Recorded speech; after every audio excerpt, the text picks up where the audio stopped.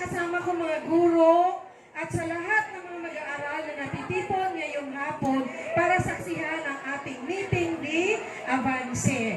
So bago yung aking speech, gusto ko lamang kayong tanungin, ano yung rights or karapatan ng isang tao, isang legal na Pilipino na pinapractice natin ngayong isasagawang eleksyon ng SSG?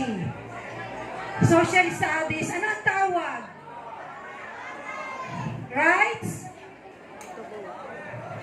Ay, Diyos ko. Wala natutunan.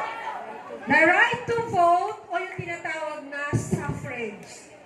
So, bilang mga mag-aaral, kayo ay magkakaroon parang training ground na maranasan ninyo kung paano at kung ano ang eleksyon.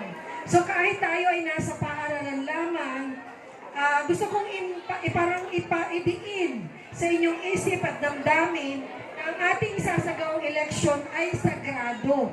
Parang totoong eleksyon.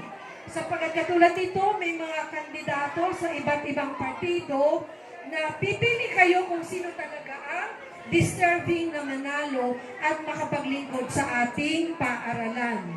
Sa isang taon nito, na kailangan, kumbaga, piliin nyo talaga yung tamang kandidato. Hindi sa na-influensyahan kayo ng mga kaibigan, hindi sa na-influensyahan kayo ng inyong mga teachers, or kung sino pa man.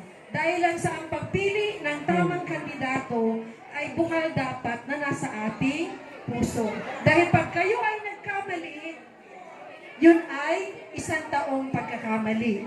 Parang katulad sa totoong eleksyon. So, meron tayong meeting di Avance ngayon. Pakinggang maigi kung ano yung mensahe ng bawat kandidato. Mula grade 7 hanggang presidente, ano talaga yung kanilang plataforma di gobyerno.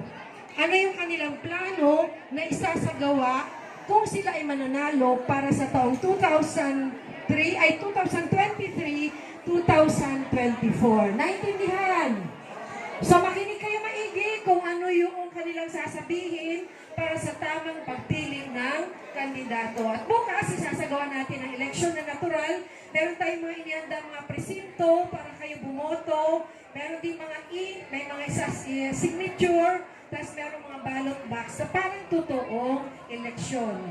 So, inaasahan namin ang inyong pagsuporta hanggang bukas na matatapos ang ating halala. Lamang at maraming salamat sa inyong lahat. Magandang hapon.